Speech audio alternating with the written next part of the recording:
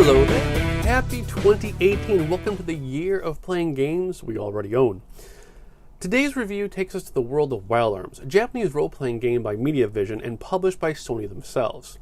As the story opens up, players discover that the world of Filgaia is about to be in a world of trouble again. Metal demons are back from 1,000 years ago to lay waste to the area, with the original protectors of the place, the Ancient Guardians, are powerless to stop them. Enter three somewhat cliché characters who will represent the player in-game. Rudy, the warrior and cast-off of society, Cecilia, a princess with magical abilities, a mystic teardrop and an urge to not be a princess, and Jack, a wandering rogue with an adorable mouse companion who just happens to know how to handle a sword. Right from the start, Wild Arms' desire to break away from the RPG molds is presented front and center. Each of the three characters has their own story to tell, and players get to control them independently of each other. Once their origin stories are dealt with, they'll all eventually converge in Cecilia's kingdom a day ahead of a festival showing off the golems. Golems are the metal weapons once used long ago and are now merely sideshow displays in the festival. That is until the Quarter Knights show up and ruin the party. The four antagonists are looking to bring Mother, back from the dead, and with her power they'll be able to reclaim Filgaia again. If this sounds cool to you, it should. While Wild Arms can't escape its Japanese stereotypes nor archetypes, the developers and designers clearly realized this as well, and decided to be in on the joke. The characters are almost self-aware of their situations, as Jack constantly talks to himself about his revenge and Rudy goes along with being the almost silent type. Villagers and other NPCs join in on the fun, with some villagers being strictly business with rumors and new location coordinates, while others call out their own shortcomings and obvious amounts of luck that the characters have to get through this adventure. It's by no means on the humor level of a working designs port, but I did find myself smiling and chuckling more than I thought I would. That said, it's a stark contrast to the game's actual plot, which is one of the most depressing, heart-wrenching, and oftentimes unjustified in its brutality. The opening credits of the game do not appear until an entire town is destroyed, you've been forced to confirm the bodies of the town's dead children, and then are made to watch said opening credits while caskets of said dead villagers are marched out to a cemetery. A character will cut off their arm to escape a dire situation, a creature will openly consume their offspring, an entire platoon of soldiers are wiped out, and more. Within the first 3 hours of the game, I sort of sat back and realized there was going to be a lot of pain and suffering before any type of happy ending could be possible. Graphically speaking, Wild Arms is a game torn between two worlds, and I mean that literally and figuratively. While the former would be a spoiler, the latter is what I'm talking about currently. The game's world map and towns are all drawn in gorgeous 2D artwork. At times, there are what look like Super Nintendo Mode 7 special effects going on, so it gets a nod in the nostalgia department. Once in battle, though, the game switches to a 3D format with all characters and areas involved being drawn in those sexy 32-bit polygons I know and love. There's also a third element in play, hand-drawn artwork. Reserved for just the Guardians, it's their appearance as flat, almost unshaded artwork in the middle of a beautifully drawn 2D field that jars one out of the experience. The meshing of two visual styles is excusable, but when you bring in a third, it tends to be a bit unnerving. Both graphic suites are well done though, with lots of cute little details in the sprites and some extremely creative, if to the point of absurdity, design choices for the monsters. You'll have harpies who look like they're wearing 80s leg warmers, a turtle with duck's feet, a winged wolf who looks more like Batman's Joker than Rabbit Animal, and so on.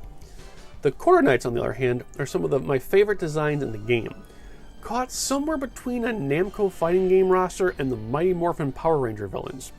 Siegfried reminds me of Nightmare from Soul Calibur, while Harkin looks like a badass preview of the lead from Valkyrie Profile. The music is really well done, but with one odd little nitpick.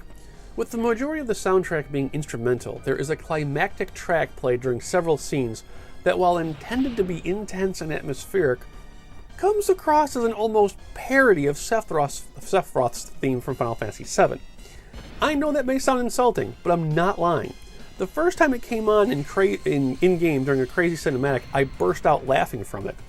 Out of context, it's actually kick-ass, but in-game, it just doesn't fit. Another interesting, if slightly cringe-worthy mention is the sound effects. Everything is up to par where it should be, except for animal and character reactions. Considering the Super Nintendo-like graphics, one would expect MIDI-like sound effects to act as voice reactions, such as human laughter and animal roars. Instead, they used actual voice actors laughing, meowing, or in the case of the tribal sheepdog, hilariously poorly barking.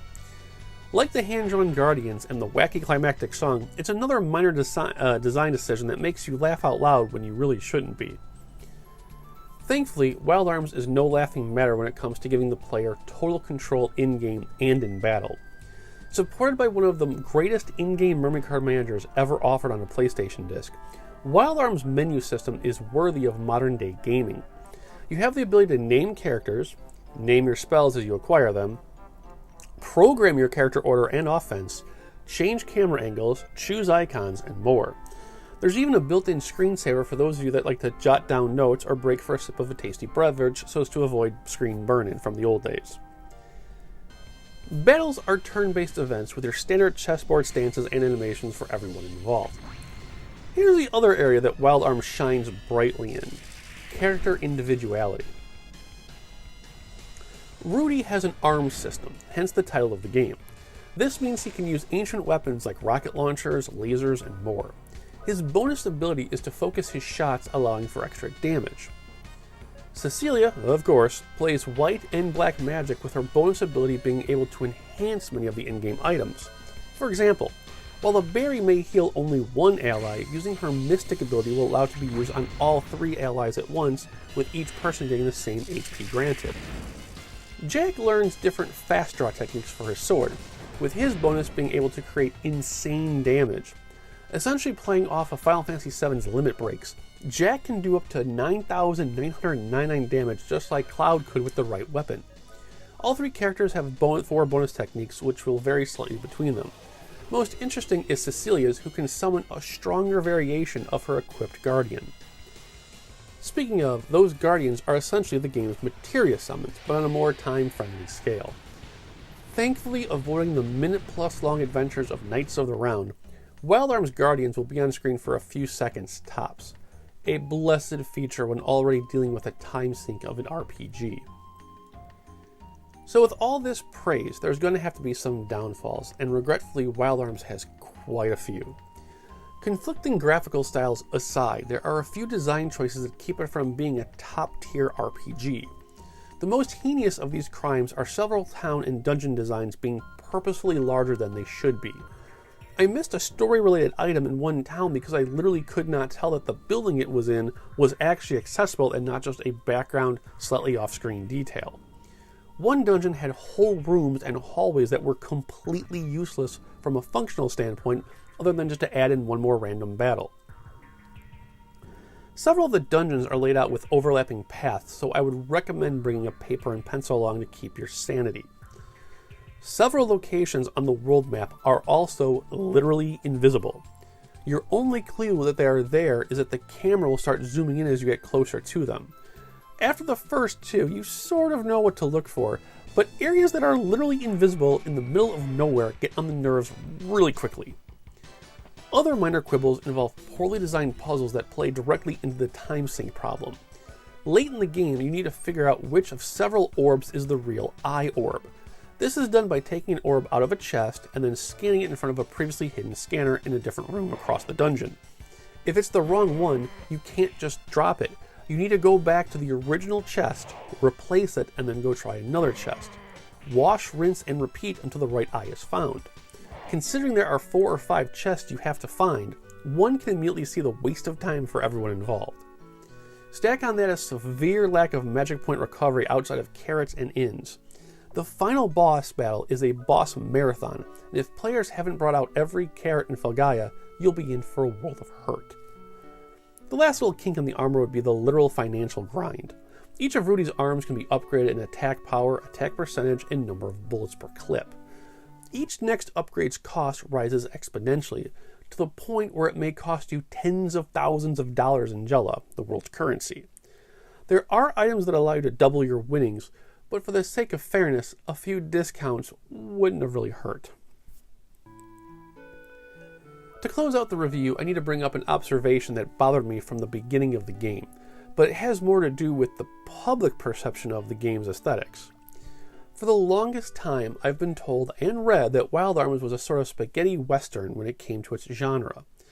A somewhat Old West cowboy equivalent from a Japanese perspective, and I could not disagree any more with that statement. Aside from the three main characters' clothing, a single Indian village, and a few random NPCs walking around in cowboy hats, there's almost no Old West motifs in the entire game. It would be like saying Final Fantasy is a pets game because you can play a cat and ride a bird. Wild Arms is supposed to be a spaghetti western that's more spaghetti than western, meaning the dungeons are more concerned about you using your noodle than actually looking the part. In the end, Wild Arms is a worthy, if not cheeky, addition to anyone's PlayStation library. You will get annoyed, you will laugh, but more importantly, you'll have a great time with its robust menu system, Super Nintendo visual homages, and excellent villain sets. The few design missteps don't hurt the game too much, but their existence cannot be ignored. I wasn't kidding about the pencil and paper, though. It's worth it for mapping out several dungeons and clue note-taking. Using this Game-Rave site's review score chart, the game is a very positive, solid 7.5 out of 10. Alright, that does it for me. Game-Rave TV's new bi-weekly schedule is in effect starting today, so be sure to use that time to catch up on old episodes you may have missed, or head over to this site for the newest game additions to the Living History Project. If you're just joining us and don't know what that is, the site is actually running in real time, so it's right now January 1998 as far as the release lists go, and we update the game releases on the days they were actually released 20 years ago. That being said, have a great week, take care of yourselves, stay warm, it's absolutely freezing out here in Chicago, and as always, play, laugh, love. See you in 2 weeks.